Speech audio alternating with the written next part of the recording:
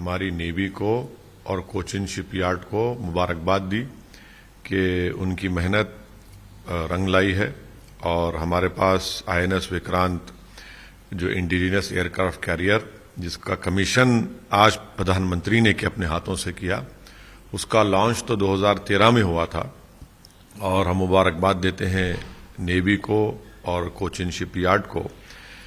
साथ ही साथ हमको इस बात को भी सोचना है कि प्रधानमंत्री नरेंद्र मोदी की सरकार हमको तीसरा एयरक्राफ्ट कैरियर चाहिए, उसकी इजाजत क्यों नहीं दे रहे हैं?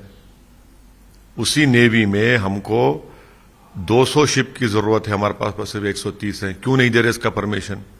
इसलिए नहीं दे रहे प्रधानमंत्री नरेंद्र मोदी क्योंकि उन्होंने भारत की इकोनॉमी को अपने गलत पॉलिसियों की वजह से बर्बाद कर दिया। उनके पास पैसे नहीं है तीसरा एयरक्राफ्ट कैरियर बनाने के लिए, और जो 130 शिप है, हमको 200 शिप की जरूरत है।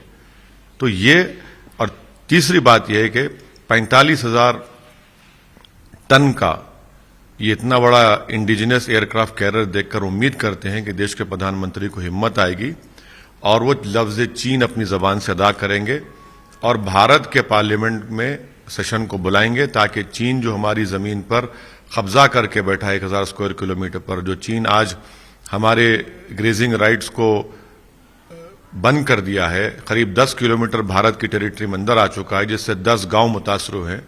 हम उम्मीद करते हैं कि ये इतना बड़ा विक्रांत को देखकर हमारे देश के प्रधानमंत्री को हिम्मत आएगी और वो चीन का नाम लेंगे और पार्लियामेंट का सेशन बुलाकर चीन की इस भारत की जमीन पर कब्जा के बारे में डिस्कशन होगा। मेरा मानना यह है कि अगर किसी शख्स के आतंकवादी तंजीम से ताल्लुकात होते हैं तो यकीनन कानून को अपना काम करना चाहिए, उनको गिरफ्तार करना चाहिए और उनको कोर्ट से सजा दिलाना चाहिए।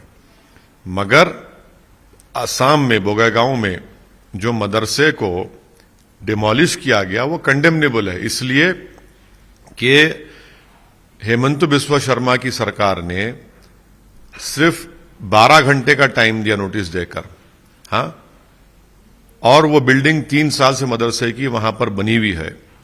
रात में हमारे सुबह 1:30 बजे उन बच्चों को 260 बच्चों को मदरसे से निकालकर गांव वालों के घर पे रखना पड़ा।